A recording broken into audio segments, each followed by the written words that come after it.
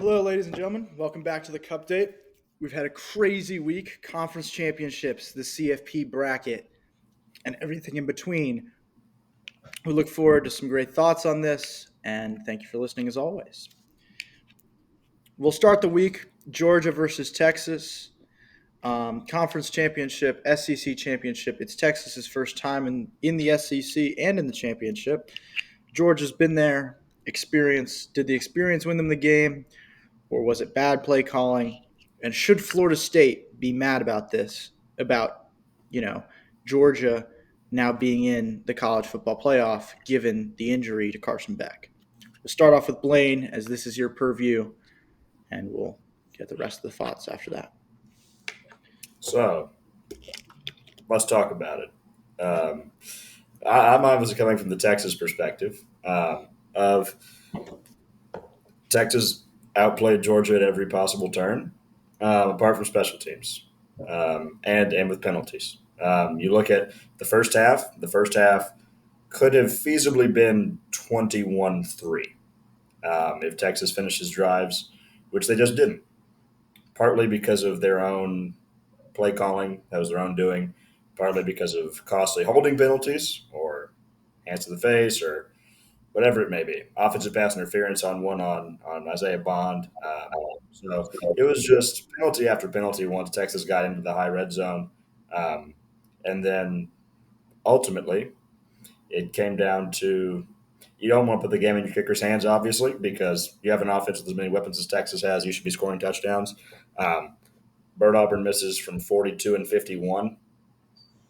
I mean, he made the one, and then there was a false start, and then he missed it on the second attempt. So that's not great. One thing I will say is Gunnar Stockton was objectively a better quarterback than Carson Beck.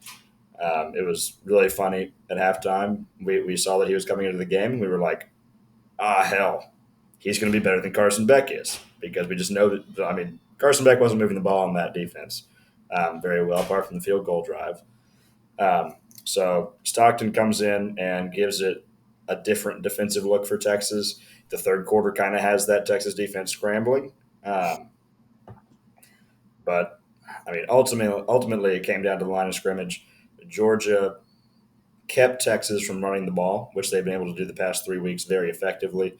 That was the most surprising thing to me because I had really grown accustomed to seeing what we had against Arkansas, Kentucky, and Texas A&M, which was the Texas offensive line imposing their will on the other team's defensive front, and that did not happen. 6 sacks allowed as well, 59 rushing yards before you take out lost sack yardage, 2.9 yards a carry for Quintravion Weisner, who is the big man against Texas A&M. So there's a lot of talk amongst Texas people of Quinn Ewers. Quinn Ewers was the entire offense. He had a pick that wasn't his fault, and he had a pick they threw into double coverage or they threw into tight coverage late in the game. You're not in that spot without Quinn Ewers. So we move on to the CFP. Obviously, congrats to Georgia. They've been there, but hopefully we see him again. Well, hopefully I don't know if I want to see him again or if I don't want to. Beat Atlanta, obviously, in the championship, but can't be too mad with the CFP draw for Texas. Um, I think Blaine hit it perfectly there, but just want to bring out like talking about play calling on Texas side, but to bring it over to the Georgia side, you can kind of tell, especially when I watched the game versus Ole Miss, their play caller, forgive me, I don't remember his name, for Mike Georgia, Bobo. Mike Bobo, has the tendency to get extremely conservative in games against top tier defenses, and you saw that with Carson Beck early and up until his injury, where they're just throwing a lot of check down balls. They're not trying to push the ball down the field. They're not trying to be explosive. They're just trying to dip and dime down the field. I mean, it worked well enough thanks to their defense, but I keep saying this and it keeps working, but I just don't see how that's going to keep them in games going into the future, especially with Carson Beck being out. However, I will say with the second quarterback with Gunnar Stockton coming in the game. Um, it's really hard to game plan for a quarterback with rush lanes when you're game planning for a quarterback like Carson Beck that traditionally stays in the pocket. It's really easy to rush a quarterback that stays in the pocket like that, but when you get a guy like Gunnar Stockton that can move, you have to readjust all your rush lanes, and reassign assignments on pass rush and who's got contain and who's got sort of a spy kind of aspect. And I just think it was really difficult for Texas to make that adjustment mid game on their defensive end and line. I watched a good portion of this game while writing an essay. So I watched a lot of it on mute. And I think watching games on mute is always it's a good experience because you really get to kind of have your own thoughts about the game and what's going on. You aren't influenced by the announcers. Um, I will say I was really impressed with Gunnar Stockton. I thought he brought a new life to the Georgia team. Um, and honestly, in the first half, I thought Beck looked very stagnant. I thought he looked rattled. I thought the moment looked a little bit too big for him. And he looked a lot like he had looked versus Ole Miss. And I thought that Texas was going to come out in the second half and just, Carson Beck was going to throw two or three picks, and Texas was just going to run away with the game. And then he gets hurt on the last play. And I'm like, I have no idea who the backup is for Georgia. I have no idea, what his stats are. And Gunnar Stockton came out, and I'll give him a lot of credit. He threw a bad pick, but that comes with inexperience. I will say, but he did bring a new life to that Georgia team. Um, I think that he deserves a lot of credit for that win, and obviously he's getting a lot of credit right now. But we'll see, how this changes Georgia coming up. But I think it may have been a blessing in disguise for Georgia because I think Carson Beck was just in his own head too much. And had he been able to come back in the second half, I don't think Georgia actually does as well. In fact, I think they do much worse. But those are just my thoughts as I had while writing an essay. But um, another game, Big 12 happens. ASU, ISU. I think we've all bought on to this Cam Scadaboo train. Shout out to Blaine for putting me on, honestly, because he's been one of my favorite players to watch this year. Um, and it's must see TV in my opinion, and I can't wait to see where he ends up next year. Hopefully in the NFL, doing something really special because he's a real talent and he's a lot of fun to watch. And ASU came out and dominated. But Blaine, I'm going to throw it right to you. What were your thoughts? Um, about this game? What have I been saying once weekly on this podcast for about the past 4 episodes that we've done? Every Cam Scadaboo episode, is awesome. you've talked about Cam Scadaboo, just for the record. Cam Scadaboo is awesome. I have said that consistently. This is the one point that I've been able to look like a ball knower on, and I am going to continue to stand on it because Cam Scadaboo, 16 carries, 170 yards, 2 scores, receiving 2 catches for 38 yards, and another score. I'm going to also look at the Sam Levitt performance. He didn't have to do much with a guy like Cam Scadaboo back there, but very efficient, 12 of 17 for 219 and 3 touchdowns. This is a dangerous Arizona State group. This is a very dangerous Arizona State group because of the help from Clemson beating SMU. The Devils get a bye. Now, it's not going to be a very close distance game for them having to go to the Peach Bowl, but it's still a bye. You get the extra week of rest, or 10 days, really. So this is a really good Arizona State team that was picked last in the Big 12 before the season. Congratulations to Kenny Dillingham and company. I think that they're going to give whatever team, whether that be Texas or Clemson, that faces them, it's going to be a competitive game. I'm not going to discount what Sam Levitt and Cam Skadber are capable of. That's a very solid group that has come together out in Tempe. I'm even though Texas might have to play them, I'm excited to see what they can do in the CFP. Um, this, I mean, they gave up 19 points, right? And the only thing that makes me nervous about this game for ASU is time of possession. They had two drives, both touchdown drives, that were over 5 minutes. The rest of the drives were 3.5 minutes or shorter of possession. I mean, they're scoring on those drives, right? They're scoring 45 points. It's incredible.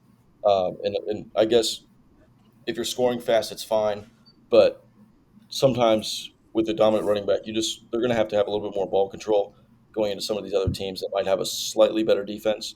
Um, that's really my only thing to be looking for going into the CFB against some SEC teams and some potentially some Big Ten teams. Um, my only question about this game after that is the quarterback. Leave it. True freshman. Arizona State has proved itself as a CFB contender. Does he stay or does he leave after this game, or after this season? I mean, does he believe in ASU, or does the true freshman baller, take his talents elsewhere?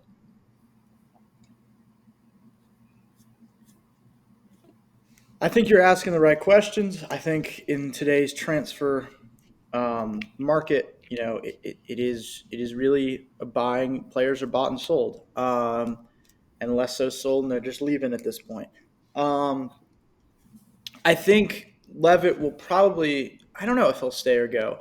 I really like what's going on at Arizona State right now, and I like what they have. But in a Scadaboo-less Sun Devil team, is it worth it for Levitt to stay? I'm not sure, but I think there is some upside to staying at Arizona State. I mean, obviously, it's it has the advantage of being in a weaker-ish conference. Um, you look at the conference next year. You're, I would say, I think a lot of the teams get a lot worse. Colorado for sure loses Shadur, and they have Juju Lewis coming in. But now that Arizona State, who took losses early, kind of has their stuff figured out. I think their outlook next season is pretty solid because they've kind of worked out the wrinkles. But it's going to depend on what happens in the transfer portal. Um, I don't think Levitt will leave immediately. I think he'll assess his options. I think he'll see who they've got coming in. I'm not familiar with what the Big 12 freshman recruiting classes are like, but it wouldn't shock me if he left, but it also wouldn't shock me if he stayed. Um, as far as this game goes, we Blaine keeps talking about him. Scadaboo keeps doing well. You know, this was I would say a pretty open and shut game for Arizona State. Um, I look forward to seeing them play. I like where they sit right now. Um, Great third quarter from the Sun Devils. I'm looking forward to what they've got cooking in the future. Do I think they stand a chance versus a Texas? Probably not, but you never know. We'll get into that. Moving on to this next game, the Big Ten, my territory, up in Indy. Penn State versus Oregon. Oregon remains undefeated, but why is that? Are Oregon really a juggernaut of a team, or are they just lucky? I think there's a lot of questions to be asked around this Ducks team about who they've played, what they've accomplished, how good are the wins they have. Because every week it seems that the wins that they have get worse and worse, and the losses that they could have taken get better, seem to get better and better. So, Blaine, I'll throw it to you. What are your thoughts on this game? High scoring. I want to start this off by saying congratulations to Oregon. I did not think any team would make it out of the regular season and conference championship weekend undefeated. So, massive props to Oregon for proving my opinions wrong on that. However, I am absolutely not sold on Oregon whatsoever, really. They've earned that number one seed by being an undefeated power conference champion. They've been objectively probably, we can argue, best if you want to. Oregon has probably been the best team so far. But I am questioning right now what flared up against Penn State is Oregon's ability to defend the run. Um, let's take a look at rushing stats for the Nittany Lions in that one. Katron Allen, 14 for 124. That's 8.9 yards a pop. Nick Singleton, 10 for 105. That's 10.5 yards a pop. Drew Aller, 5 for 54. That's almost 11 a carry. Whenever you're going to get into these quarterfinal, semifinal championship games against the big boys, obviously, of the SEC and of the Big Ten. How well is Oregon going to be able to control the line of scrimmage? Because we saw a Boise State team that leans on the run take Oregon to within one possession whenever the Ducks got two kickoff return touchdowns in that football game.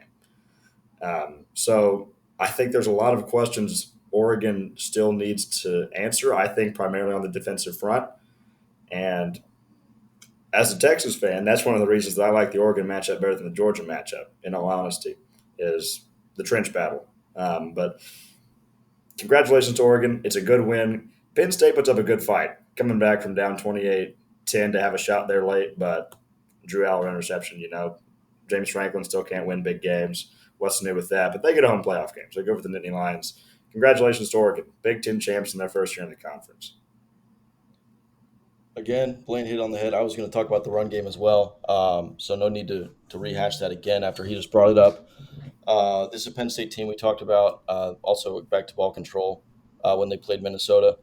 And again, they struggled to keep the ball in their hands and gave it to Oregon too many times with a potent Oregon offense. Really, the only thing to look at there, just the rushing defense going into the CFP. I think Blaine was perfect on that, especially if they get a chance to play Texas. Who knows what could happen? So, yeah, we'll see.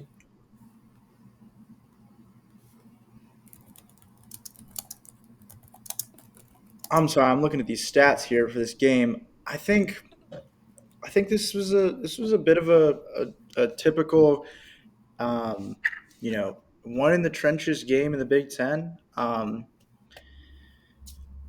not sold on Oregon. I haven't been all season. I don't think their resume is insane. I actually don't think that their best win was against Ohio State. I actually think Boise State is a better win. Um, I think their defense got worse from last year. I think they've won some good games. They're undefeated in the Big Ten. That isn't to be put down. But again, it becomes this question of you play the weaker half of the Big Ten. These massive conferences.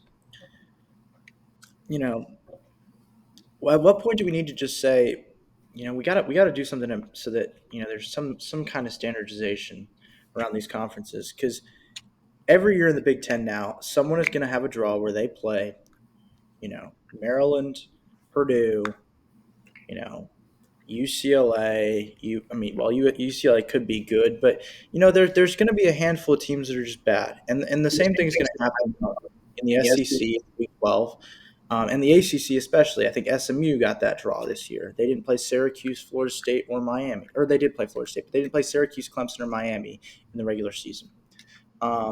So I think while it's an undefeated team, and Oregon that it takes a lot to win games. Um, I'm not sold on them as the number one team in the country. I don't think that they're the number one team based on skill. They're the number one team based on criteria.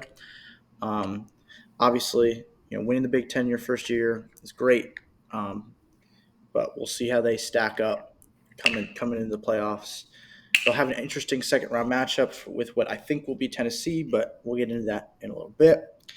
Moving on, the next conference championship in the CFP, UNLV versus Boise State. Genty gets it done. I would like to hear y'all's opinions on the Genty Travis conversation. Is that conversation now over? Has Genty cemented it that he's in the CFP and Travis isn't? I'm not sure. We'll have a conversation now about what you guys think. Blaine, I'll throw it to you right now. To touch on the game, Boise State is a complete football team that should not be taken lightly with the first round bye in the CFP.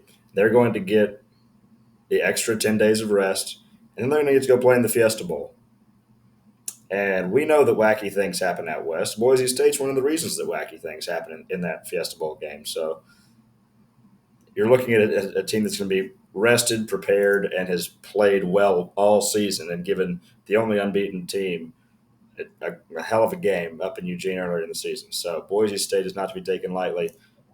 primarily because of Ashton Jeanty. And now we'll talk about the Jeanty Travis Hunter situation. Ashton Jeanty was the only ball carrier for Boise State besides the quarterback on 3 scrambles. 32 carries for Jeanty, 6.5 yards a carry. In my opinion, obviously, we all have our own inherent biases, whatever my bias might be. I mean, I like running the ball, and I think Ashton Jeanty. If I'm a Heisman voter, I am voting for Ashton Jeanty first and Travis Hunter second. That is not a discredit to Travis Hunter in any way. Travis Hunter has been great throughout the course of this year. He does great things for that Colorado football team on both sides of the ball. Obviously, what we've seen from him has been historic.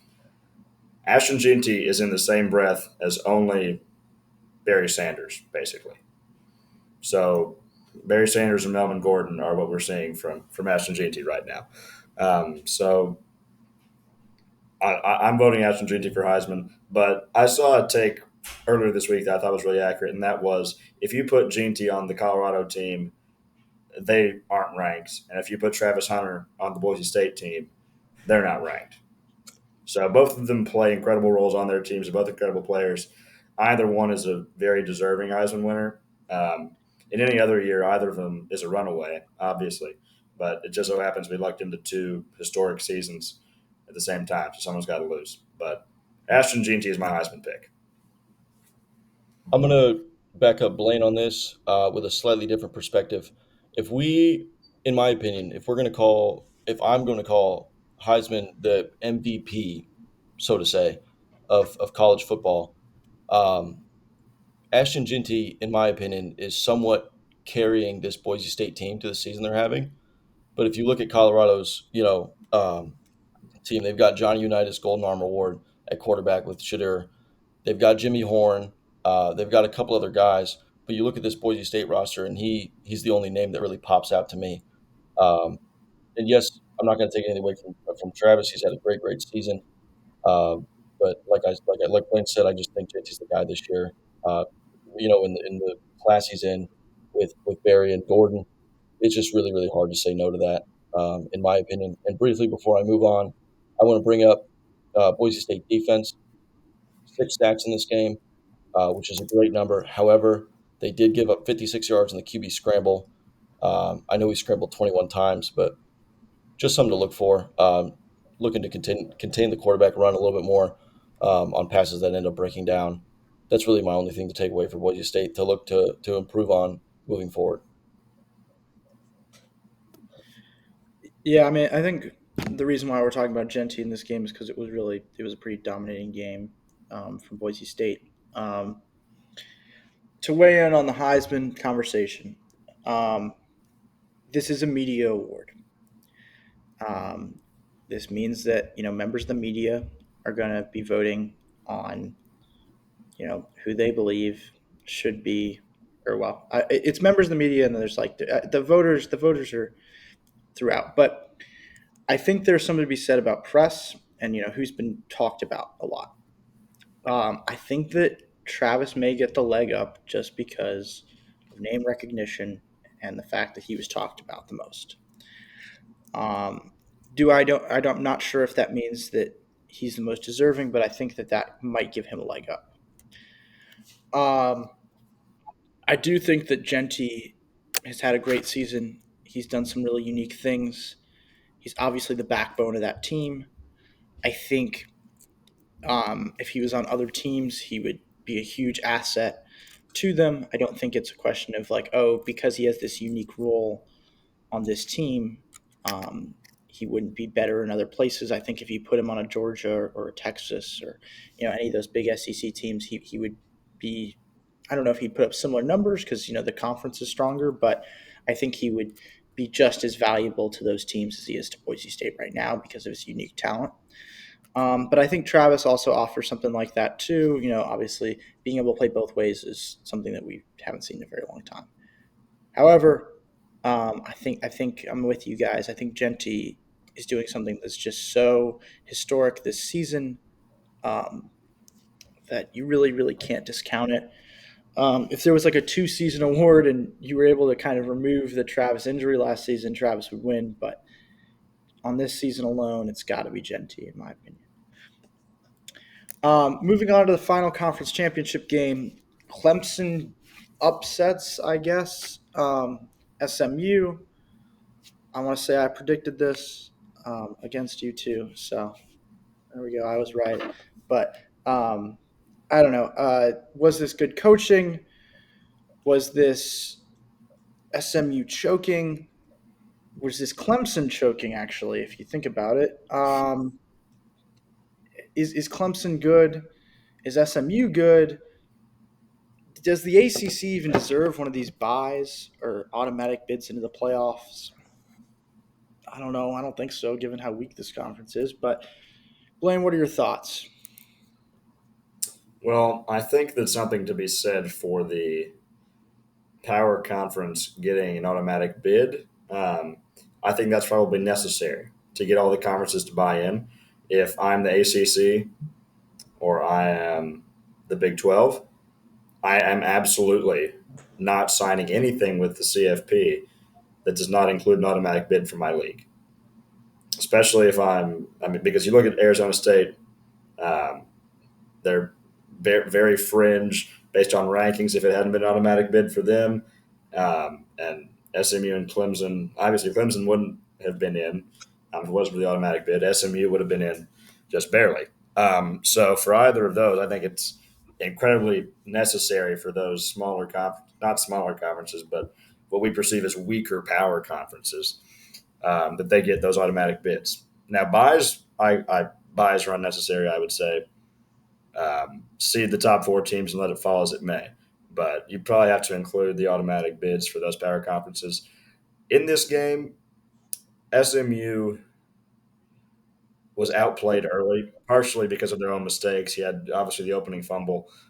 Put yourself down 17 points. It's tough to come back from that. But credit Kevin Jennings, Rhett Lashley, and this really good SMU team that was able to come back from down 17 in the fourth quarter. And then you give up one throw by Cade Klubnik to get them in field goal range. Um, if I'm concerned with Clemson being able to run the ball moving forward. 64 rush attempts in this game against SMU, 32 yards. That's 2 yards a carry for you math nerds out there. Phil Maffa injured in this game.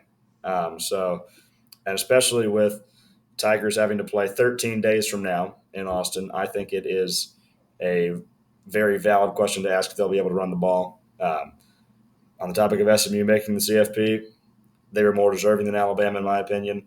The committee made the right choice. The Mustangs are in. We'll see what they can do against Penn State. Great game, objectively, obviously. Congrats to both teams. But excited for the fact that these two are both in and to see what they do in the CFP. Yeah, I'm excited to see that Penn State SMU matchup with an explosive offense that played pretty well against the run against a Penn State team that is known for the run. Um, I think that matchup's going to line up really well for TV ratings. No idea. I haven't really looked deep enough into it. I don't know who I'd go with yet, but I'm just really excited to watch that game here in a couple of weeks. Klubnik played a very very solid game. Obviously, that kick return helps him a lot there. Makes it a lot easier for them to get in field goal range late. Um, but I don't know with how they struggle to run the ball against this SMU team if it becomes really easy as a defensive coordinator to game plan when a team can't run the ball or run the ball efficiently. And so if they can't figure that out, the defensive coordinator can almost eliminate half of his calls. He doesn't need to, gamble on certain downs to stop the run if he knows he can stop it with three or four guys coming. He doesn't need to load the box. He can play the pass and then force Klubnik to make some excellent throws, some excellent reads, which he made in this game. But it's going to be hard to play that level of football continuing forward. Yeah, I'm kind of with you guys. Although I will say I'm not as excited for this SMU Penn State matchup. I think Penn State is going to beat the doors off of SMU. Um, I have not thought SMU was a great team for a while. They did a great job getting back in this game, but then you ask the question of how good is Clemson actually? And I think the answer is actually not that good. So I don't know. We'll see. I think credit to SMU for getting back in the game, but then they give up that kick return right there, which allowed Clemson to get into field goal range. Um, I think it was a sloppy game on both sides. Clemson should never let them back in that game, but um, we'll see how they play against Penn State, Beaver Stadium, um, and the Nittany Lions. Um, this kind of wraps up, I think, for the most part, the conference championships. I think we should move into a discussion about the bracket. Obviously, this came out earlier today. We've had time to kind of see the fallout from it. Um, I think we'll just go through matchup by matchup, and then we'll transfer that into who they potentially play the next round. So we'll start with Texas versus Clemson. Does Clemson even have a shot in this game? Um, and then we'll look to the next round um, for Arizona State, like the next section. But starting with Texas and Clemson, what are Texas's chances? What are the Clemson chances? Are they is Dabo going to outcoach Sark? I don't think so. But Blaine, what are your thoughts? Texas Clemson, 3 p.m. local time in Austin on December 21st. If you had asked any Texas fan about this possible path to CFP championship, we would all be pretty happy. You get the ACC champions who, in the rankings, are still the 16th ranked team in the country. Um, Clemson has not been terribly impressive throughout the course of this year. You asked, does Clemson have a chance? Absolutely, they have a chance. We've seen throughout the course of the year, Texas does not necessarily put teams away immediately. I mean, apart from Florida, who was down to a very low tier backup quarterback whenever they came to Austin, Texas has not buried opponents early on in football games. So Clemson's going to be in this game in the third and fourth quarter, and Cade Klubnik is an experienced guy. The issues that I run into with Clemson in this matchup is what we just talked about in the ACC championship, which was the lack of run game. The 2 yards per carry on 32 rush attempts against SMU is alarming. If you're Clemson and you're going to be going against a Texas defensive front that prides itself on being able to stop the run, so that's a mismatch that I see. And then you give the Texas secondary the chance to spin their ears back and make Cade Klubnik throw if you can get him into 3rd and 7 plus, obviously. So if Texas can win the game defensively, which they've done throughout the course of the year, I think they're in good shape. I think 20 points wins the game for Texas as it normally does because in regulation, Texas doesn't give up 20 points very often. So I like that. I will talk about the quarterback matchup briefly because it is, for folks in the state of Texas, two of the perennial high school powers in the state, Westlake versus South Lake Carroll. These two played in the 2020 Big 6A state championship game up at Jerry's World. Cade Klubnik's Westlake group against Quinn Ewers and South Lake Carroll. Um, that game, it was Westlake with the better supporting cast around Cade Klubnik beating the Carroll Dragons 52-34. There's a whole lot of storylines here. Texas safety Andrew Makuba transferred from Clemson. So there's a lot of stuff there. Obviously, Klubnik's homecoming, the rematch of him and Quinn Ewers. It's a great game for storylines. And you have Dabo Swinney, you have an experienced quarterback. You're going to have a puncher's chance going into Austin. So do not sleep on Clemson. I like the matchup for Texas, but we should get a good game. And I think it's going to be interesting in the fourth quarter to see if Texas can correct some of the problems they've had the past couple of weeks. I'm also going to go horns up on this game. I think it's going to be, like Blaine said, closer than people expect, but for a slightly different reason in my mind. Um, in my opinion, Texas has turned into a more of a ball control team late in the season with the strength of their running game, which is nothing against Ewers. He's been really really good the last couple weeks. Um, However, SMU was able to put up 154 yards on the ground I see Texas's running game being a lot better than SMU's running game. No offense to SMU, but I just see them being able to control the ball and then get stops on defense and just continue to run the clock down. So I could see it end up being like a 21-7 like the Boise State game was. Like not a dominant win on just the score itself, but if you were to watch the entire game, it might be a dominant showing. Especially if, like I said earlier, if Texas can stop the run with the four down linemen and not need to bring five or six to stop the run and to keep their DBs out in the field that have played very very solid all year. Um, it's going to be really hard for Klubnik to make those plays. Um, so, I mean, if I was the coach, that would be my plan going into the game. But you obviously know I'm not an expert. I'm not a football coach, and things obviously don't go to plan all the time. But that's what I would be looking for going into this game. Yeah, I don't know. I don't know. I don't think. I mean, I don't know. I think Texas is going to win this game. They're going to win it by, I think, hopefully pretty comfortably. As you guys said, the scoreline might not look as comfortable, but I think Texas has the capability to win close games comfortably, and I think that's a valuable skill, especially going in to the college football playoff, where a lot of games are decided by one or two scores, or they're decided by very high margins, and you have issues with like people like TCU and things in the past. But I will say, close games, being able to win them is important. Um, I think Texas fan base has gone after Quinn Ewers a lot, and I don't think that's fair. I don't think Quinn is your problem. I think you know Texas needs to grapple with the fact that they've played some good teams. They have the capability to win games. I think it needs to start being a question of urgency rather than um, you know singling out a few players. I think the team as a whole needs to play with more urgency and like need to score. And I think that comes down to coaching rather than you know particular players on this team.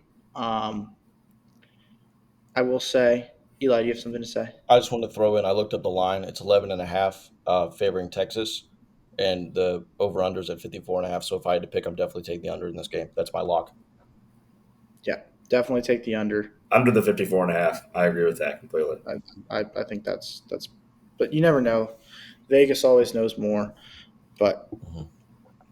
uh, I think taking the under there is perfect. And I think given I mean, while Clemson has had some high scoring games recently, I don't think that they're going to put a lot of points on that stout Texas defense. So, if I had any takeaways from Texas for Texas fans, stop bugging your boy Quinn. Um, he's a great player. He does a lot of great things. He's been great for your program. I haven't heard a ton of negative things about him really, as far as like personality things.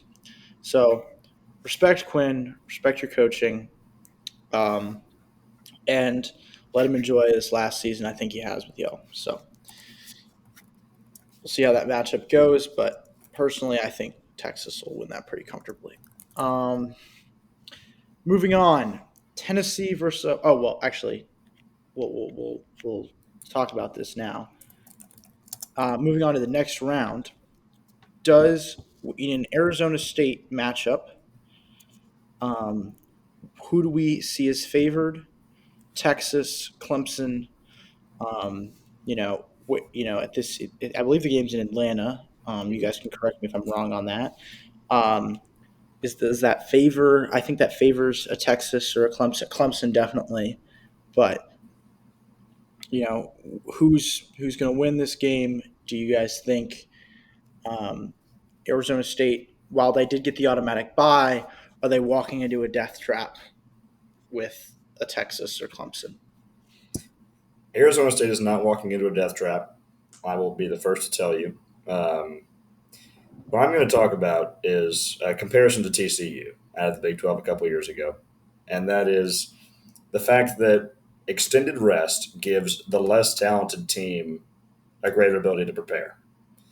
That's what we saw in that 2022 playoff because TCU got the entire month to scheme up for Michigan, and their offense clicked in that Fiesta Bowl the entire night. Michigan had no answers for Quentin Johnson, Max Duggan, and company. Then they got 9 days to prep for Georgia. You can't make up that talent gap in 9 days, and it was evident on the field that night in Inglewood. So getting an entire month of rest for Arizona State, not a month, more so 3 weeks, 24 days or so, is great for them. Kenny Dillingham is going to obviously be able to call a good game with Cam Scadaboo and Sam Levitt. I'm not going to talk about specifically the Texas matchup with that or the Clemson matchup. Obviously, if you're looking at distances for either of those, it greatly favors Texas or Clemson that game's being played in Atlanta because it's going to be closer for both of those. For Clemson, it's a de facto home game. From the Texas perspective, the fact that I'll get to play Arizona State and then, because Texas, it's a foregone conclusion. Texas will be favored by probably about 11 and a half against Arizona State like they are against Clemson. If you win that game, then you play Oregon. And then things get interesting in the semifinal because Oregon would get to pick if the Ducks were to win that quarterfinal game, obviously. Oregon could pick the Orange Bowl or they could pick the Cotton Bowl. So would the Ducks decide to let Texas have a de facto home game in Arlington, or would they say, we'll travel even further and go to Miami? That's obviously a ways away. We're talking about uh, early January on that now, but it's an interesting game to think about. Arizona State's going to come out. They're going to give whoever they get a really good game. I think Clemson obviously is more beatable for Arizona State, but Texas cannot sleep on this group from Tempe.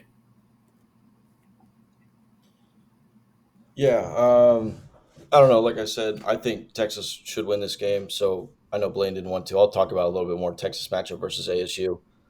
Um, I think Dillingham knows what he's doing. He's a great coach. He's going to be able to scheme well.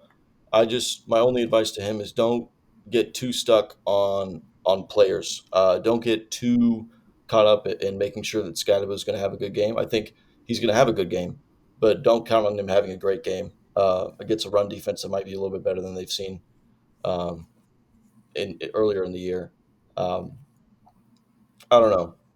I just I want to see how Texas comes out in this game against Clemson, but before I make anything too decisive, and but I just Levitt would need to have a hell of a game in the air. I think Texas is going to play the run well. Um, so I don't know. We'll see. As far as this Arizona State matchup goes, I think they have a shot, and they have more of a shot than I think traditional media would tell you. I think that ESPN is going to say, "Oh, Texas is going to have this game in the bag, and they got an easy route, you know, now to whatever it is, the semifinal." But I actually think they're wrong. I think that Arizona State's a real team. They're pretty well coached. They've overcome a lot.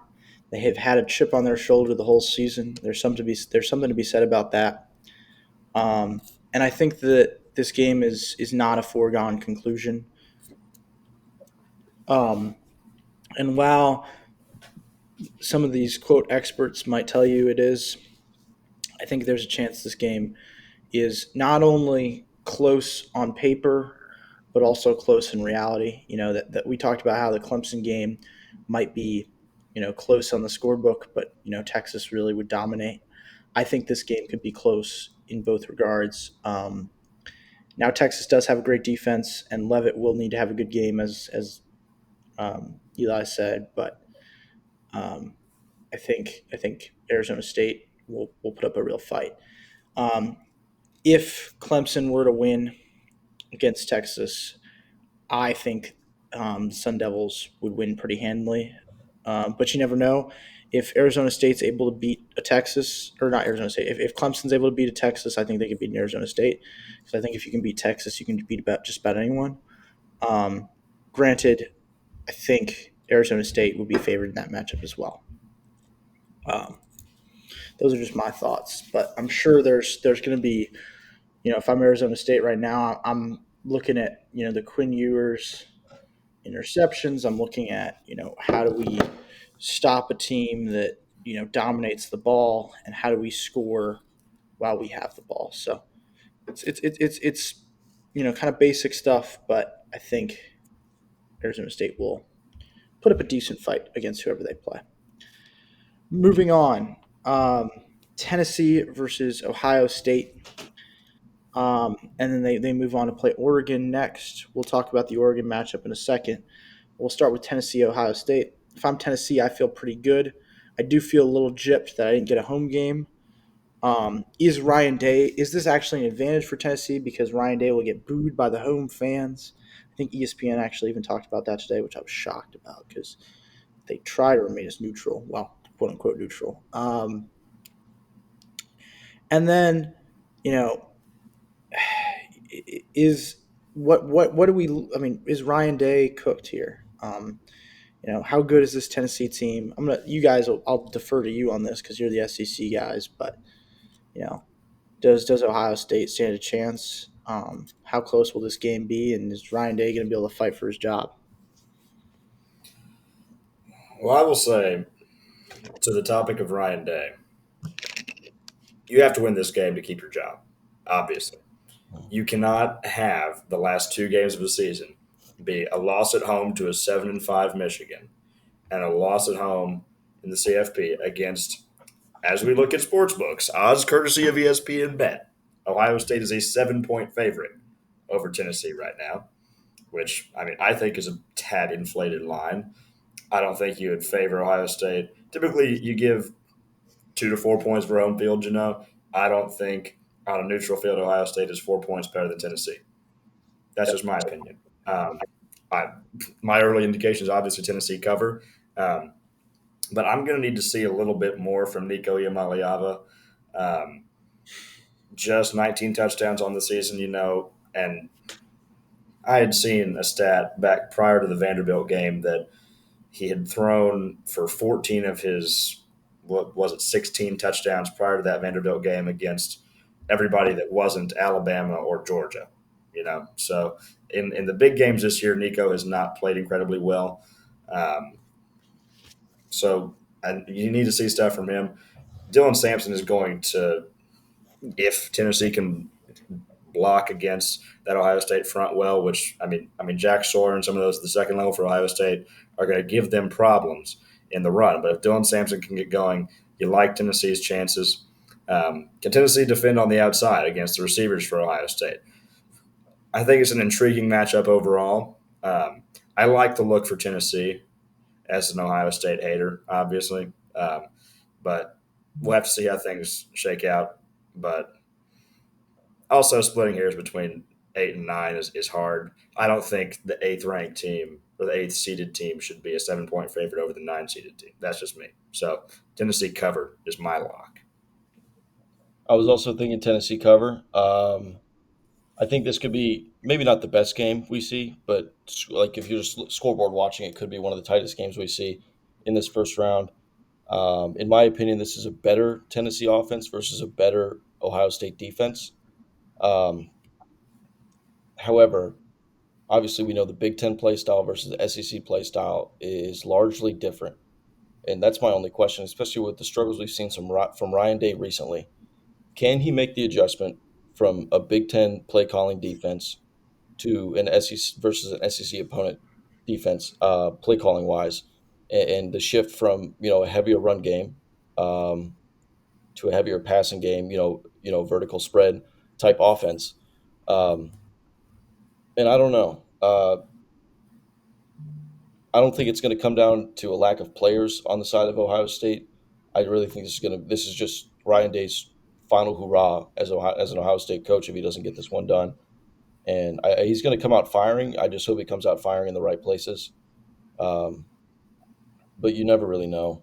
Um, the Ohio State fans aren't really behind their team anymore. They've kind of lost hope in their coach. Um, and you never know how he's feeling with all that pressure behind him right now, whether he's locking back in or if he's going to piss down his leg. We don't know until that Saturday comes, the 21st. It'll be a night game, so it'll be a great environment. Tennessee's used to a great environment. I don't think that's going to affect them at all. So, but I'm definitely taking Tennessee to cover, if not to win this game, in my opinion. Yeah, Eli, you talked about Ryan Day coming out firing. Let's just hope he doesn't come out firing himself. So I think that I'm going to favor Tennessee by a good amount here. I wouldn't be shocked if they actually um, potentially blew them out. And you see a bunch of Ohio State fans leaving early.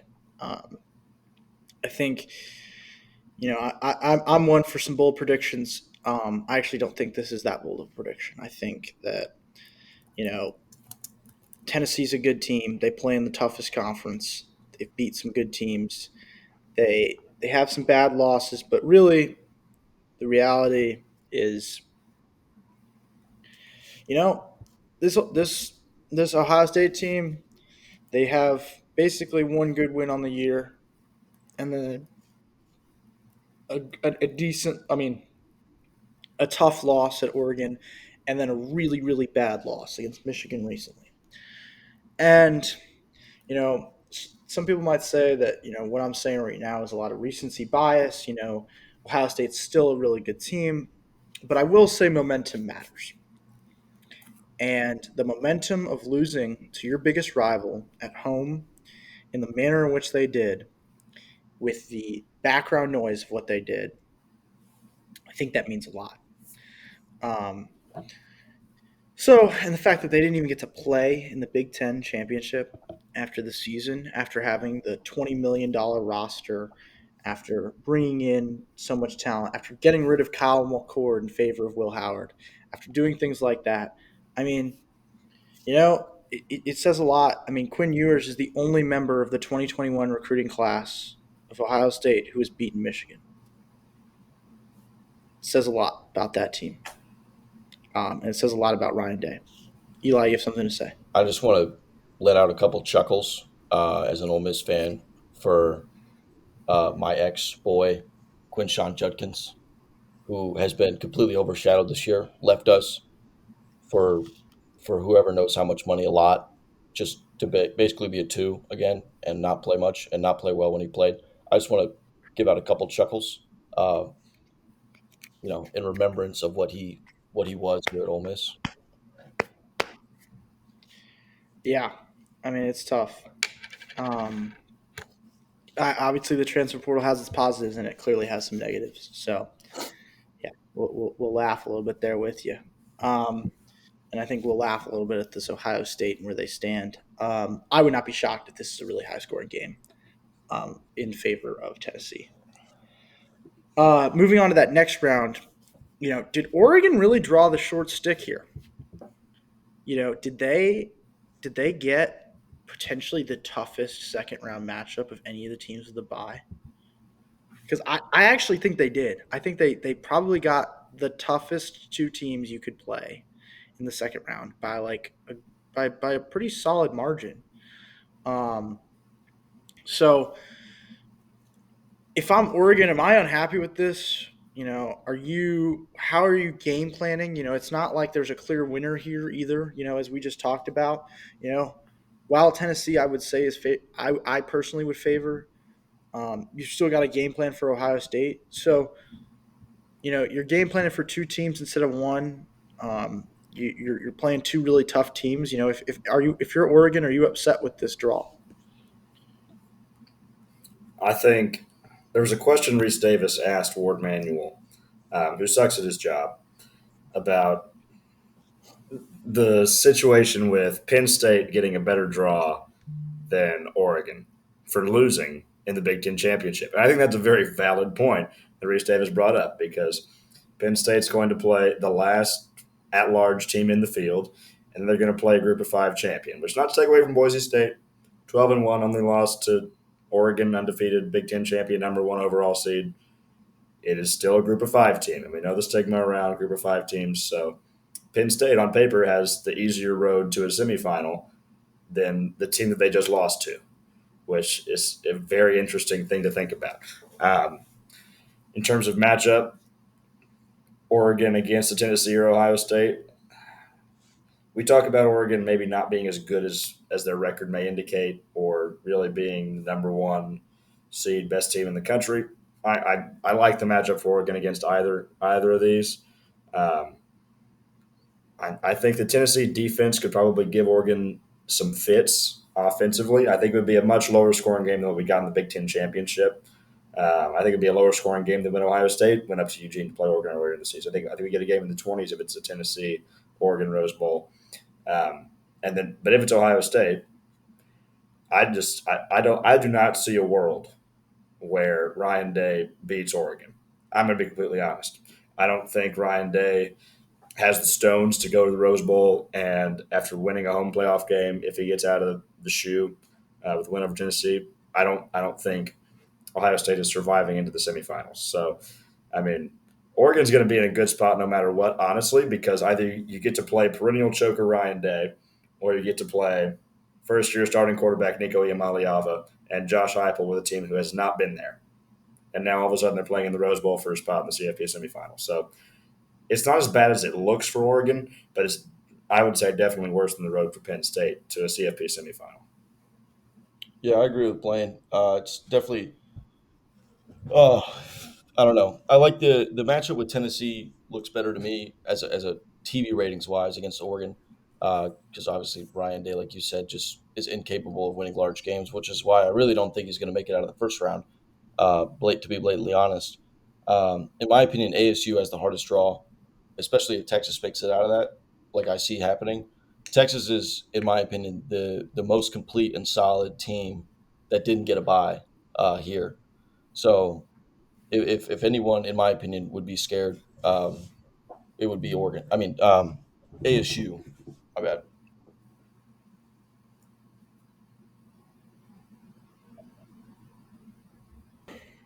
I, I think Oregon, I feel bad. You've got a tough matchup.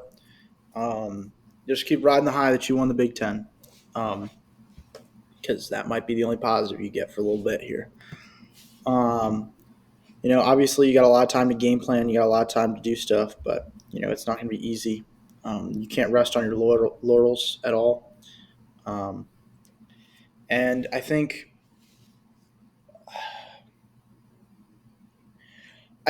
they're favored in a matchup against Ohio State. I don't think they're favored in a matchup against Tennessee. I think Tennessee is designed better to beat a team like Oregon than Ohio State is. And obviously we saw Ohio State, you know, previously lose. And I think there's a lot of talks about character of other players and who they are. I think someone who's not talked a lot about is Will Howard. I don't see him as an overly confident person or a quarterback in general. Um, I think he crumpled under the pressure against Michigan when he needed to have his all-time high confidence. I think his confidence against Oregon will be a little bit shredded given how clowned he got over him taking that slide against Oregon. Um, so I worry about the. Well, I don't know if I worry, but I think if you're Ohio State, you have to or you have to think about if you get into that Oregon matchup, how you're preparing Will Howard mentally for that matchup specifically, because I don't see him as a particularly strong-minded individual when it comes to those big matchups and big games. Moving on, we have the next matchup: SMU versus Penn State. Is Alabama going to get proven right or wrong here? Is this another TCU situation? Um, you know, is this good or bad for Boise State, given Franklin's inability to win big games and SMU? Well, this is kind of moving on to the next section, but you know, is SMU really that good? Is really the question. Who have they beat?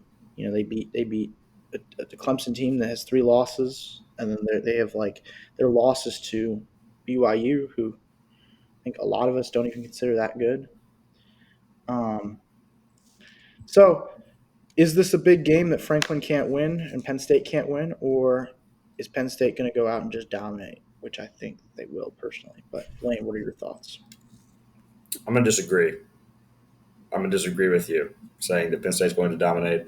Um, I mentioned you mentioned TCU from a couple of years ago, and I'm going to bring up what I said earlier about that TCU run, and that is extended preparation, which it's going to be. It's just a bye week basically for SMU. Um, but extended prep time is favoring the lesser talented team, and in this case, that's SMU.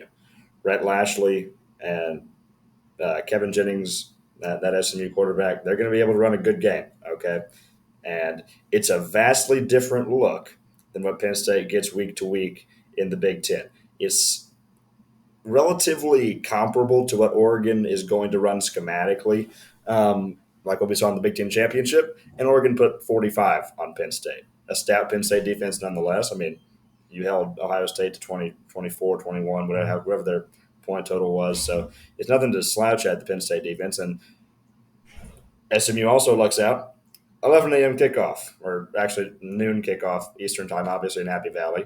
So good for SMU there. You don't have to go into a night game at Beaver Stadium. So 8.5 points is current spread favoring Penn State. I'm going to be honest, just for the sake of being bold, I'm going to go ahead and fall on my sword here, and I'm going to take SMU outright. I think SMU looks good in this game. I like Kevin Jennings. I like what Rhett Lash is going to bring to the table. I like Brashard Smith, the tailback, with over 1,200 yards rushing on the season for SMU. I think SMU is going to get a lot of crap in the next 2 weeks, and I think James Franklin continues to not win big games. I mean, he's the Ryan Day of Penn State. That's consistently the can't win big games bowl. So we'll see what happens. But I'm stated on business. SMU Pony Express is back. I'm not sure who I'm going with yet. Off the top of my head, I'm not going to take money line here, but I'm going to go spread for SMU, and here's why. Um, Penn State is a great ball control team. However, SMU is extremely explosive. The only reason I see Penn State winning this game, or only way, is if they can limit some of those explosive plays and continue to play the ball control game they've played all year. Um, but I just don't, like we saw against Oregon, I don't know if they're going to be able to stop those explosive plays.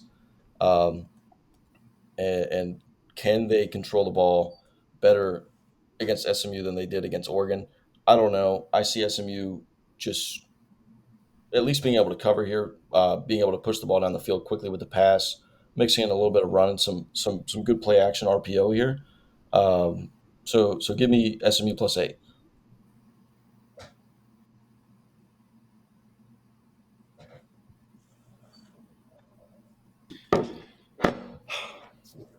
Okay. Well, you know what? I'm going to go against Blaine. Um, I I don't like SMU. I don't. I don't like SMU. I don't like the ACC this year. I picked Clemson to beat them against both Eli and Blaine. Um, I'm gonna pick Penn State to just dominate. I think Penn State's gonna win. I think they're gonna win by a lot. I think even though it's a day game at Beaver Stadium, it's still gonna be rocking, and Penn State is gonna show out and show out well. It's a tough place to get to for SMU fans. Doesn't matter how much money they have, they can't fly there. So I think Penn State is going to do very well in that environment. I think they potentially are in the talks of having one of the best home games in this kind of format, especially with the fact that it's a really tough place to travel to. Um, and I have some thoughts on Notre Dame and their home advantage in a little bit, but I think I think Penn State's going to win, and they're going to win by a lot. I like SMU. I like what they did. I think coming back against Clemson, whatever that's admirable. Dabo's a good coach. He should have done better, but you know they played a cupcake schedule. They really have. They didn't play anyone good in the ACC. Um, if they had beaten a Syracuse, if they had beaten a Miami, I would have been like, okay, maybe they're a decent team. But they really haven't. Um, but Finish your thought on their lack of strength of schedule. Go for it if you want to, because I mean it's low hanging fruit. It's obviously there. They haven't beaten anybody that's relatively. well, yeah. I understand that there's like it's the low hanging fruit and they haven't beaten anyone, but I also think I mean I would say that they deserve to be in the playoff. Mhm. personally. I agree. Um, I think that, despite them having a weaker schedule, um, not losing games is tough. And you can lose games to bad teams all the time. I think the SEC, had a lot of that, right? Where you saw Alabama lost to a bad Oklahoma team. Ole Miss lost to some bad teams. Florida and you know Kentucky are not great losses. Um, you know, even like Vandy put up some big games against big teams. Um, so they're not losing games is tough, and I think the strength of schedule thing is a double edged sword, right? Because you talk about who's in these conferences, but I think strength of schedule in this for this reason particularly, when you're playing in a new ACC conference where it's already a pretty weak conference, and it's not like we were at all talking about. We last week we came out, we condemned Miami for being bad, and they didn't even have to play Miami. So that's where I fall on the side of things. I think Penn State's going to win. Granted, you can make the same argument that Penn State really hasn't played anyone, and I think that's what Plain's about to do. But That's not the argument I'm going to make. The only oh, argument I'm going to make is, in addition to the SMU Alabama, I guess, debate of the CFP, and that mhm. is something that Reese Davis said last year or something, and that is performance does not justify inclusion. There is absolutely no reason that if SMU does what I think they're going to do and goes and beats Penn State, that the world should be like, yeah, that's why SMU should have been in the playoff. Or if what you, Turner, thinks could happen, Penn State absolutely dog walking them, if that happens, I don't think it's going to turn into that, obviously, because Bama fans will say, see, we would have put up a better fight against Penn State, you know. But I mean, that's just how it's going to be. But performance does not justify inclusion.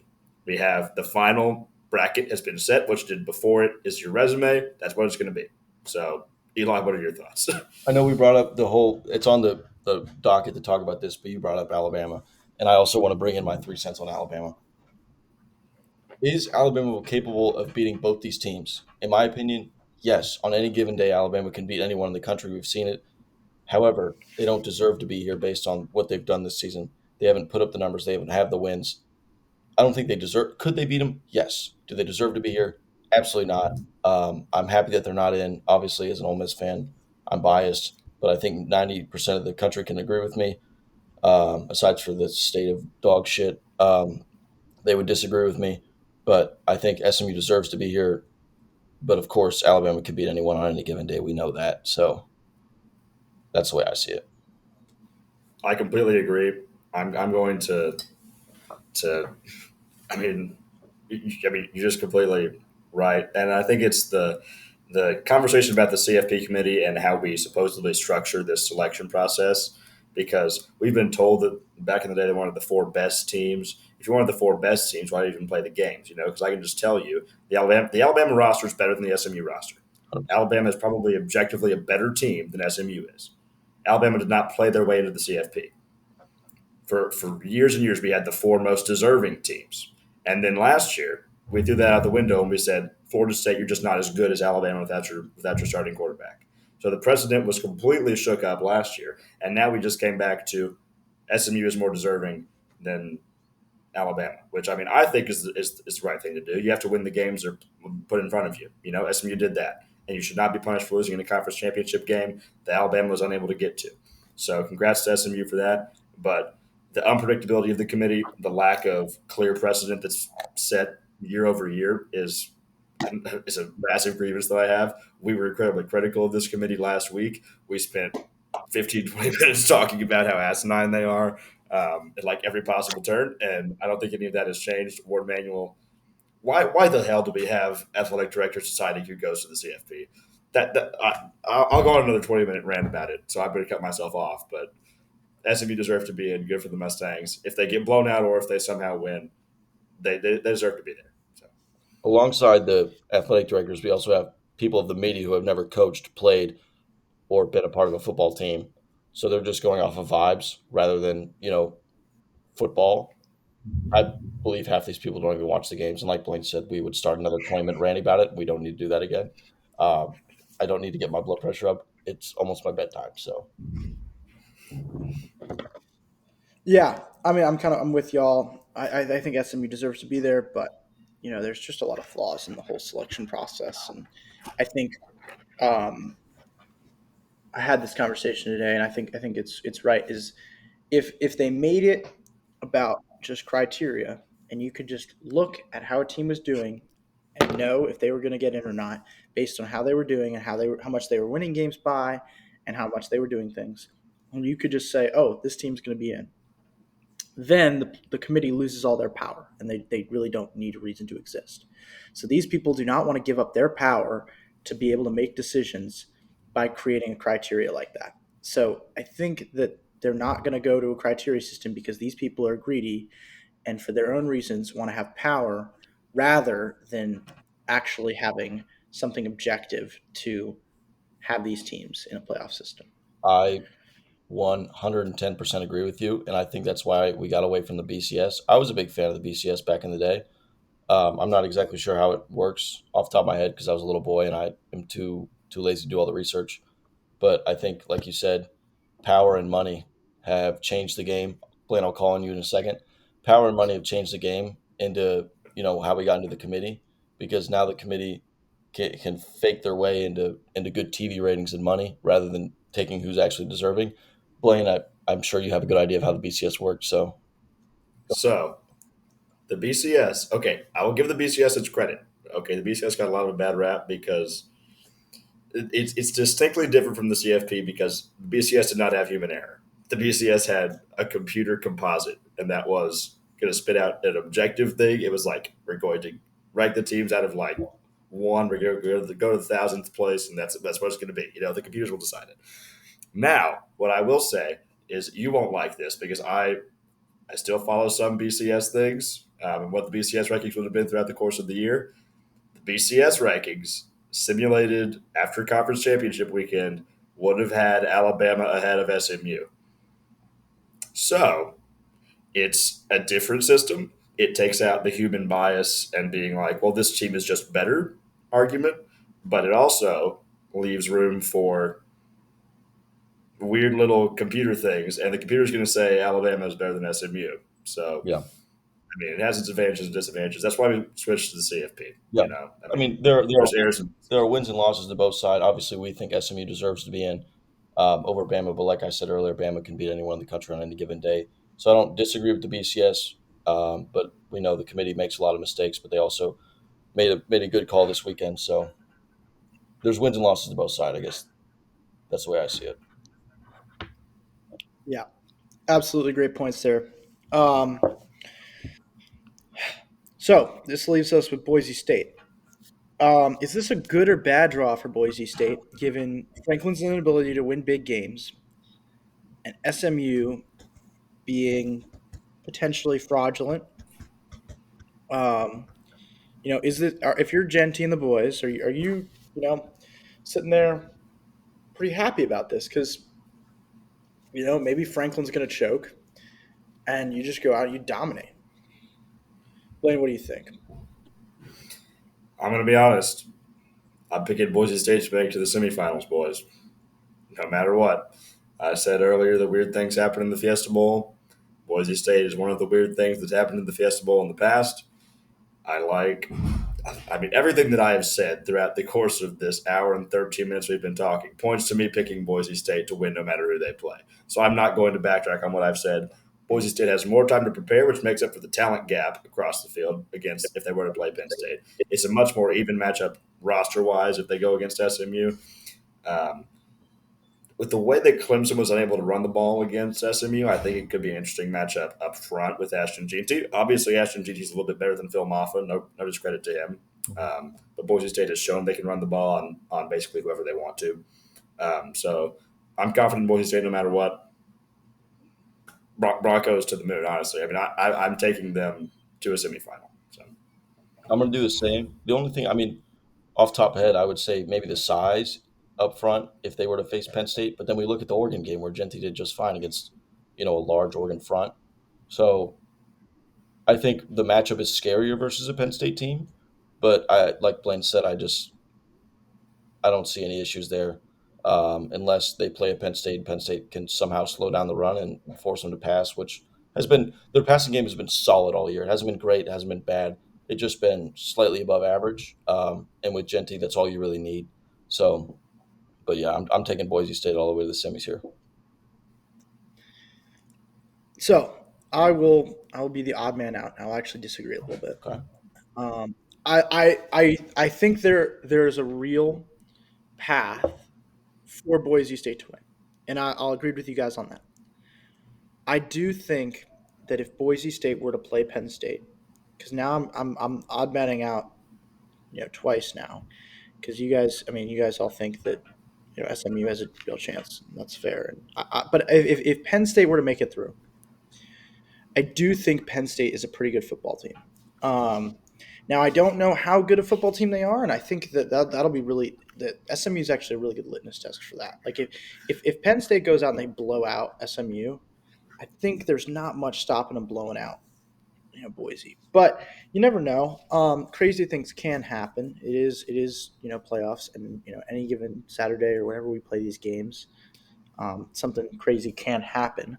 I just do think that Penn State, they've got more money. They've recruited better.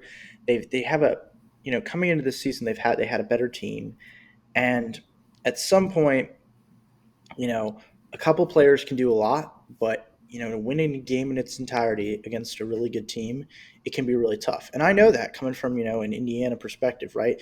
We've had a very good team this season, but I do worry about us coming against these teams with just bigger and better players and higher recruits because at some point the quality of your athletes is going to matter, and you know whether or not that catches up with Boise State in this next round, it will catch up with them eventually.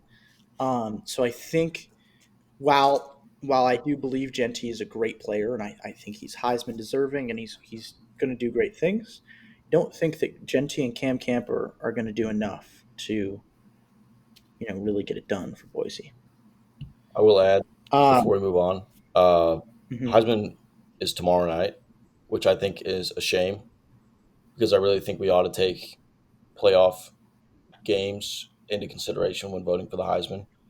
Um, Is it not next Saturday? it says, well, okay, finalists start Monday, December 9th. Um, Okay. so maybe official trophy is Saturday, December 14th. Still though, Okay. you only get one round of college football playoffs in here. Um, well, no, you don't No, even no, get college football Nope. playoffs because playoffs aren't no. until the Yeah. 20th. Pardon me for that mistake, but I think Yeah. that's a real shame that we don't, get a chance to at least watch a little bit of college football playoff. Because like Genty, yeah, we saw him against Oregon, but I would like to. I feel like as a media man, as a voter, I would potentially feel more strongly about a certain vote, one way or the other. If we after we watch, Genty get to play against some different guys, some different leagues, and some new teams. So I don't. I think that's sad that we don't do that a little bit later in the year. And even on the Travis Hunter side of things, you give him an extra bowl game to do something, Hmm. Yeah, I just miraculous. think it's taken away because obviously the entire, not only Travis but the entire Colorado team said that they were going to come out and play. No one was going to sit out in that game. Um, so I don't know. I would have liked to see those games included. Yeah. Also, just why don't because there's been a lot of talks about how bowl games are meaningless if they're not in the college football playoff. To make them more meaningful, what if we made the voting for awards come after them? Because that way those games get taken into account, and there is a real reason to play in those games for those players to get those awards that are so highly touted and people care a lot about. I agree. Um, that's I don't know. I always think that that's a pretty solid solution. Okay, moving on to my game. The battle for the Hoosier State. The Hoosiers take on the Fighting Irish. Will this be end in Hoosier hysteria or defeat for Kurt Signetti's boys? It's tough to say. Are we happy with this draw? There's a ticket debacle, and I have a prop for that in a little bit. Um, so first starting, um, I'm just going to do this fully from the Indiana perspective, and then I think I don't know. You guys will probably be able to speak a little bit better to the Notre Dame side of things. Um, I'm really happy about this draw. Not only is this close to Indiana or to Bloomington, I guess it's in the state of Indiana. Mhm. We get to play a Notre Dame team that I have been saying, and we've all been saying, is really fraudulent. They really don't have. Their best win potentially is Texas A&M with a backup quarterback or Army. Um, well, Indiana, has similar things. I think we actually have some better wins than that. Um, and I think there's a real chance the Hoosiers go up there and they do a great job. I believe in Signetti's coaching. I think it's that Friday night game, so you get a night game in South Bend, which is pretty cool. It'll probably be on the colder side of things, but I think that isn't like too much of an advantage. I mean, we just played in a freezing game against Purdue, so the boys are ready for that. Um, there was a bit of a debacle about the tickets, and we'll put on the tinfoil hat here. There are some Twitter rumors um, going around about the ticket release for Notre Dame and the fact that donors for Notre Dame may have been notified at 8 a.m. this Sunday that they were going to be able to host a playoff game and it was going to be against Indiana. And that those tickets were then bought up by Notre Dame donors um, this morning. Um, they also did not give Indiana visitors a very large portion of tickets. Typically, you know, for an away game like this, you would give student tickets out. There are no student tickets issued. There was tickets issued to family, friends of players, but not a ton from what I'm hearing from sources on the team. That it's actually even less than most away games they've had this year in the Big Ten. Um, so while while they're there's a lot of rumors and things going around. I do know for a fact that most students were not given tickets, and it's a real shame given that this is a game in our home state, and it seems that Notre Dame elitism is won out, and rich donors have been able to buy these tickets instead of students who've watched this team all year and would love the chance to go to a college football playoff game.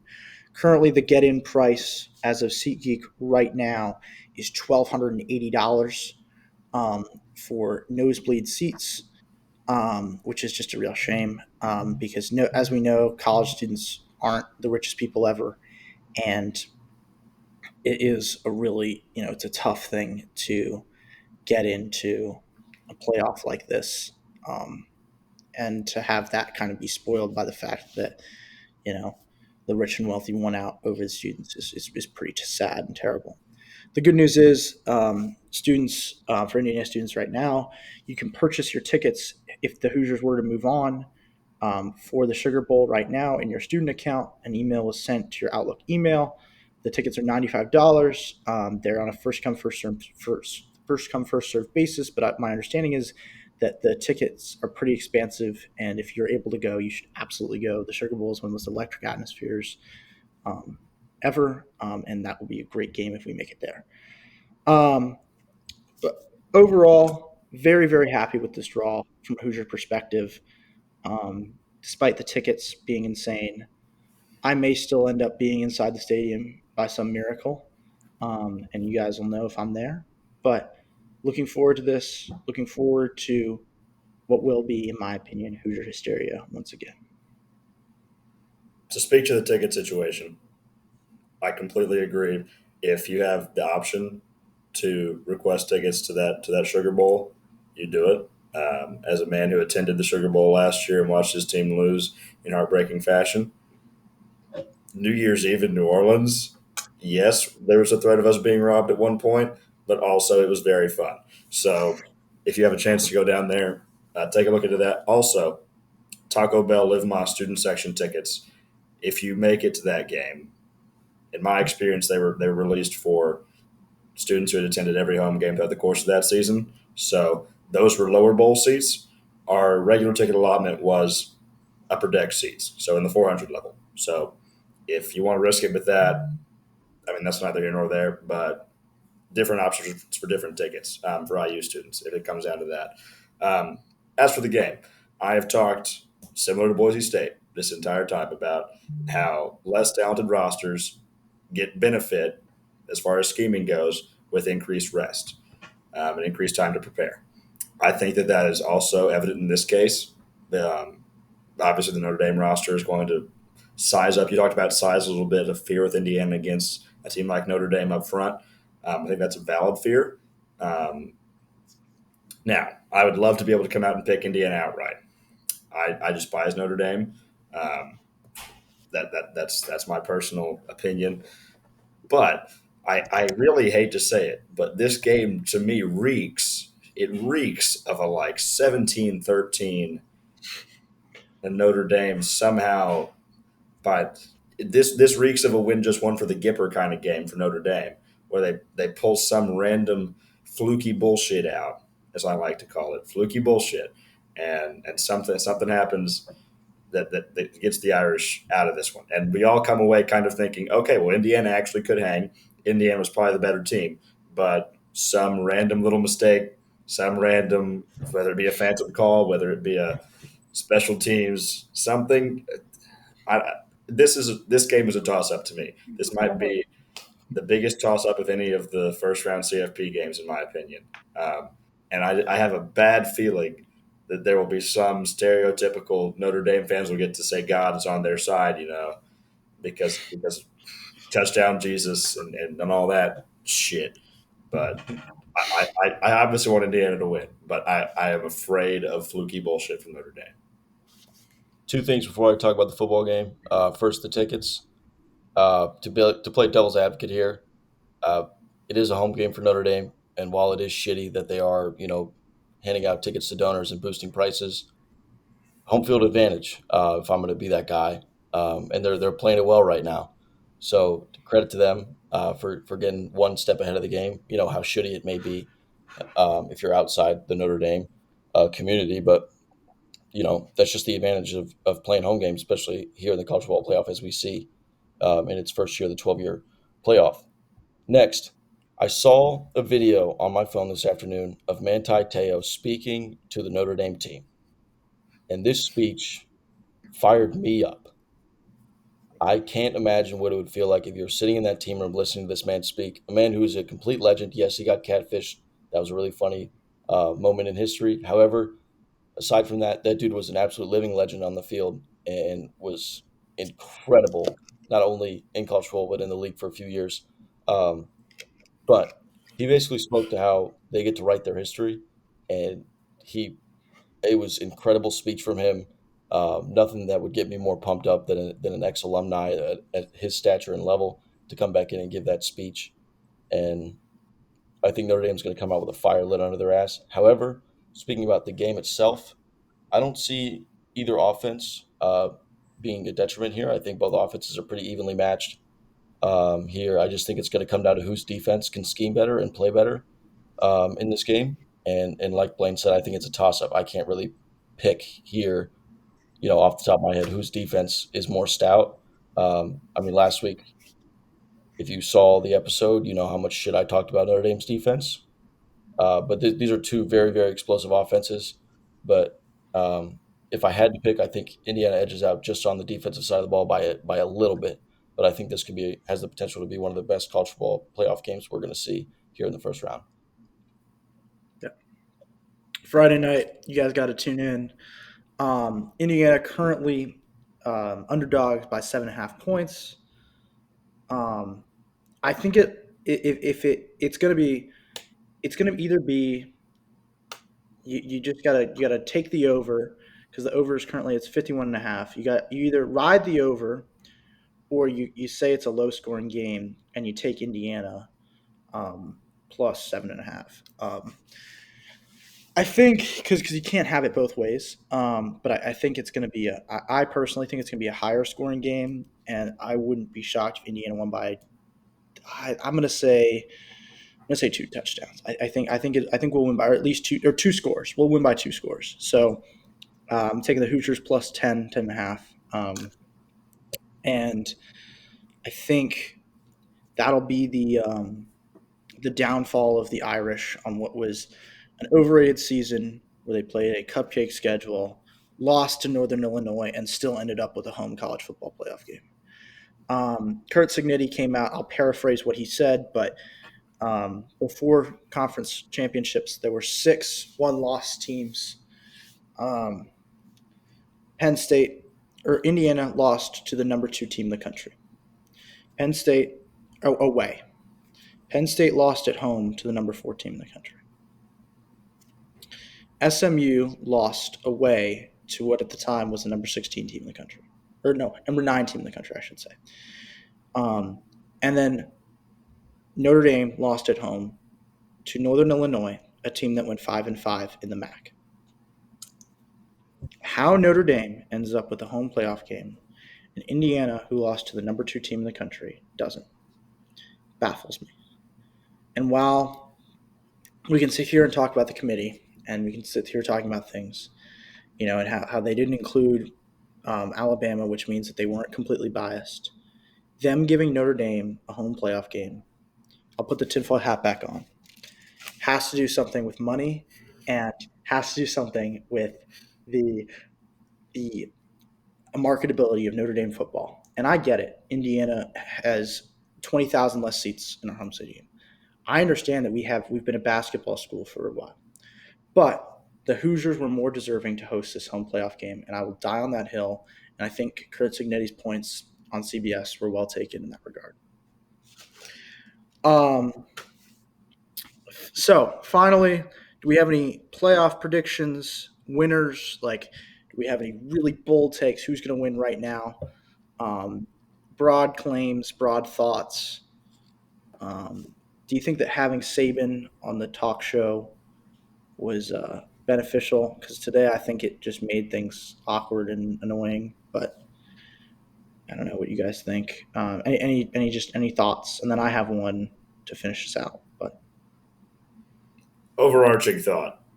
I called it with the Boise State conversation earlier. I'm going to say it again. I think Boise State is in the semifinals, no matter who wins the SMU Penn State game. And then I think you push your chips to the center of the table against likely Georgia, and you let things fall as they may for Boise State. But I expect a good game from Ashton Jeanty. They prove they belong. They prove the justification for a Group of 5 team to be in the CFP. I'm rooting for Boise State to do that. That's my main, early round take. Otherwise, as a Texas fan, I am going to say. Wait, I'm going to interrupt you real quickly. We Okay. probably need to Okay. What do you have?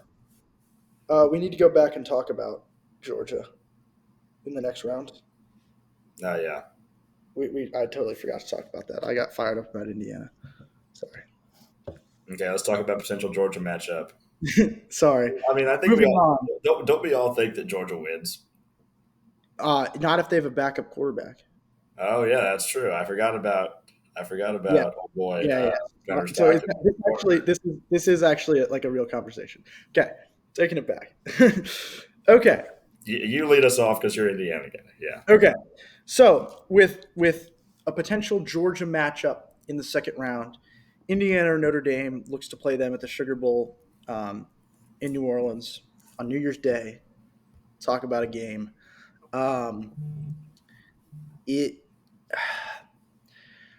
If Georgia has their backup quarterback in, I have to favor the field. I do. I think I'll speak from purely an Indiana perspective. Curtis Rourke is experienced. He cares a lot about this team. He's done a great job of taking care of the ball. And I think there's a real chance that the Hoosiers go do something special against a backup quarterback. Now, obviously, the Georgia defense is going to be tough, but I will say against what was touted as a really strong Ohio State defense, the Hoosiers ran the ball particularly well. And I would like to see us use that run game against both Notre Dame and Georgia potentially in the next round. Now, if Notre Dame advances, I would say Georgia has a really good shot. I don't know a ton about this Notre Dame roster. Frankly, they don't make a ton of headlines. They haven't been the Notre Dame of old. Um, I mean, I don't know. I thought it was kind of funny. Someone asked me if Sam Hartman was still on the team. Like today, it's a tough look for Notre Dame. But I think there's a chance for the Hoosiers if there's a backup quarterback for Georgia in New Orleans. I would agree. I would agree that there's a look for either of those teams against Georgia. Um, it's a de facto home game for Georgia against either of the Indiana schools playing in New Orleans. They're on New Year's night. Um, I think I think we're underestimating Kirby Smart's ability to scheme with Gunnar Stockton running the offense. He came in against Texas and he ran the offense already pretty effectively. He does add a different dimension with the quarterback run, which I think opens up a different sector of the Georgia offense we have not seen throughout the course of the year. The quarterback draws they're able to beat Texas with in that second half helped spark offensive movement for them. Um, and Georgia has been there before. Marcus Freeman has not. Kurt Signetti, for all of his success at lower divisions, um, him and the guys at Indiana have not been there before.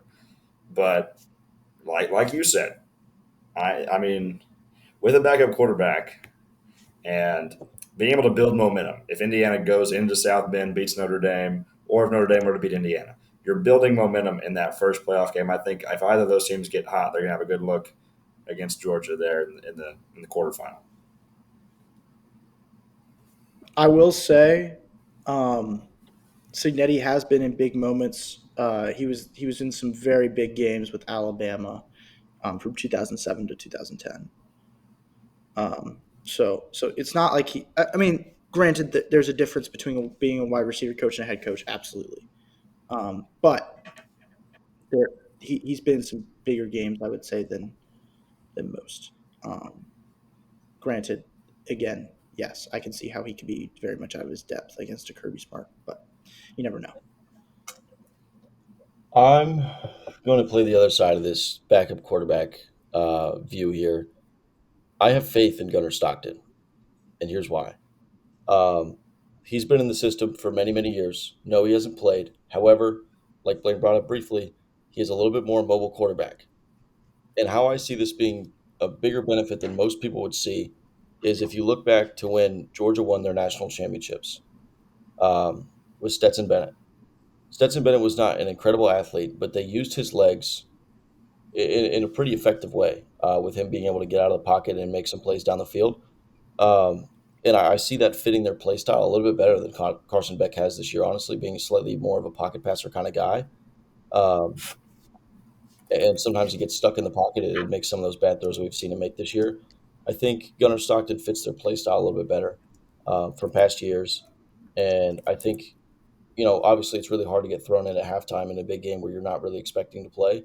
You give him a week to get reps in with the ones, a couple weeks to get reps in with the ones, to watch some more film, to get really invested into this offense and then back into this team. Um, I think he's going to put on a better show than a lot of people will give him credit for.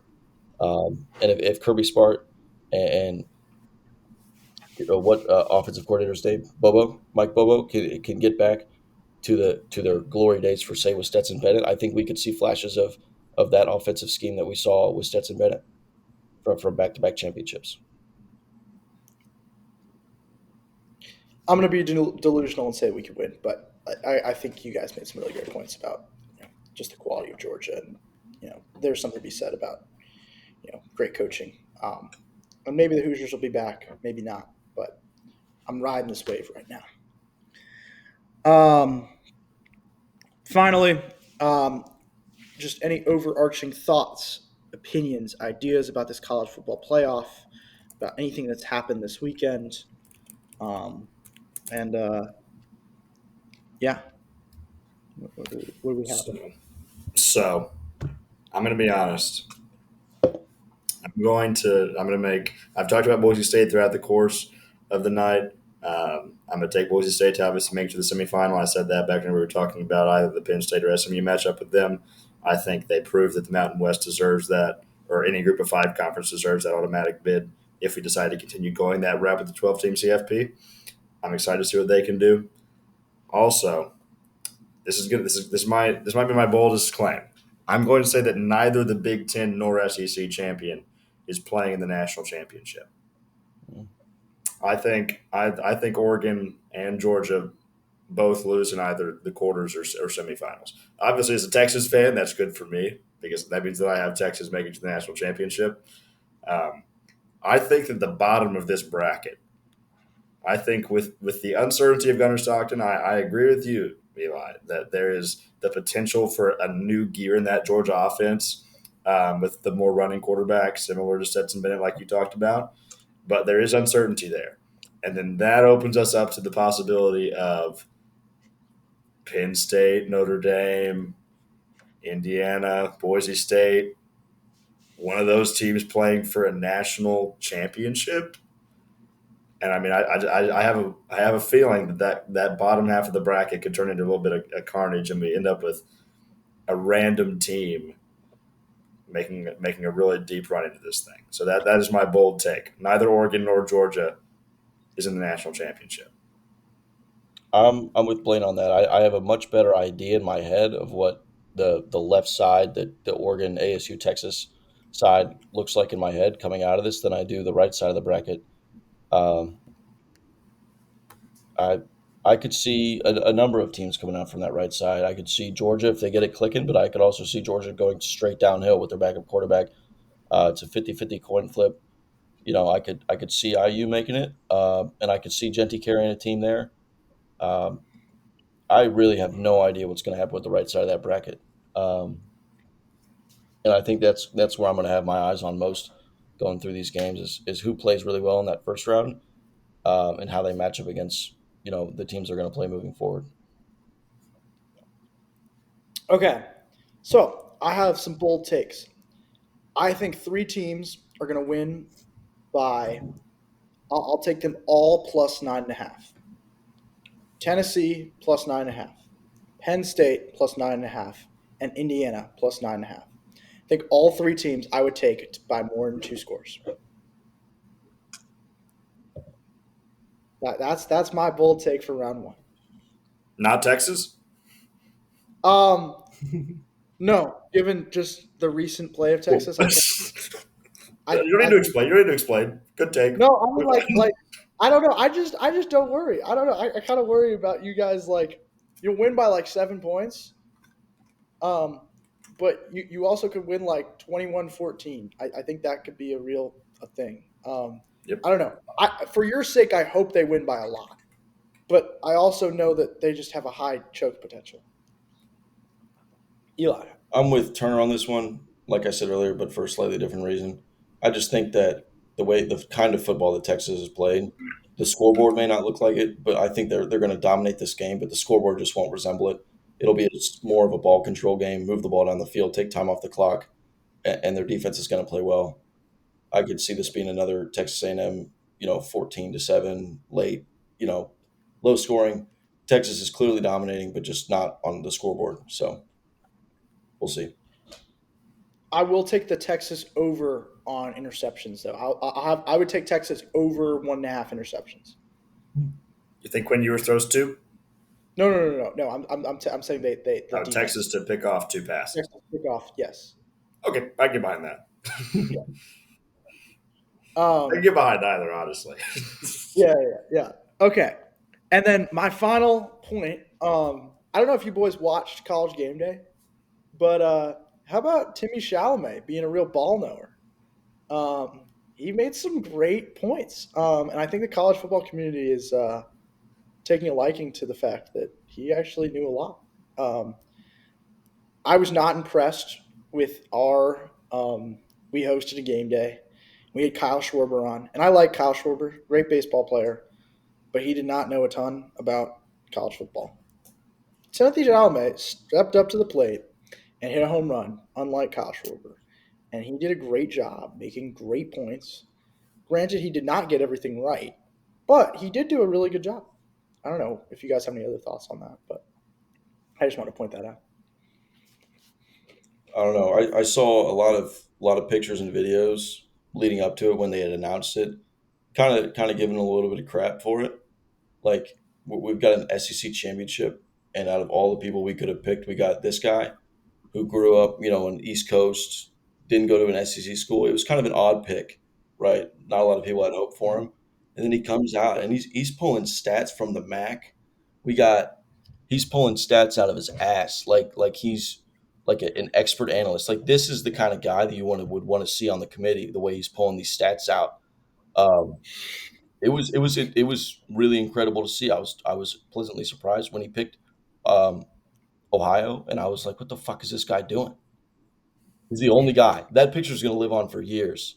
Picture of him up there, only guy picking Ohio. Ohio goes out there and plays an incredible football. He dominate. I, I was like, hold up. How the fuck does Timothy Chalamet, if that's his name, how does he know ball this well? Uh, so props to him for sure. I would be for putting on celebrities who know ball on the committee. Let's put McConaughey, Timothy Chalamet. Um, I don't know. Are there some other great, I don't know, Keegan Michael Peel, maybe some of these like great college football minds who are like celebrities on the committee, and then you make it like kind of like a fun show. So we're like, it's just them talking about football, and you get to see how they rationalize their picks. If you have to be like an elite ball knower, but if you actually got like a committee of like people like that who were, you know, used good verbiage, had an understanding of stats, could be impartial and understanding, I think that would be a really, really cool approach that they'll never do to the college football committee. It couldn't be any worse than what we already have. Oh, for sure, it couldn't be worse. But I mean, I see three you, guys you, right you here that are pretty well qualified. that's what I'm saying. I'd say I picked Ohio. I picked Ohio. Okay, Okay. I was on Ohio. So Timothy Chalamet made me look like a ball knower. So thank you for that, Timothy. Yeah, I was not on Ohio, but that's okay. Hard to beat a team twice. Tell you what, I was on Army. They were underdogs in that game. I had Army. I was not on Army. I did We not. all got that one right. I also want to say I was on Clemson and no one else was. I So. hammered ASU as well. We all knew ASU was going to win that game. 6.5 was free. So we know ball, man. We We got three do. guys. Oh, I am Boise State too. I parlayed that. That was a good. That's a good take. Um, yeah. Well, this is. I mean, do we have any other thoughts? That's all I've got. I think this has been a great episode. This has been the Cup Date. We really appreciate you guys listening. Next week's a bit of a dead week. I think we'll talk a lot about basketball because we haven't in a few weeks. There's a lot of things going on, both men's and women's basketball, and there's a lot of things going on culture-wise as we move to the holiday breaks. Obviously, got some finals going on, but I think it'll be a really interesting time. And we'll have the Heisman reactions next week too. So Heisman and all those other awards. So I'll be excited to see. I'm pulling for my guy Curtis Work in some of these awards, but you never know. Just like the committee, the Heisman can do some dumb things too, and I'm sure we'll have some conversations about that as well. Thank you guys again. Appreciate you. Peace out.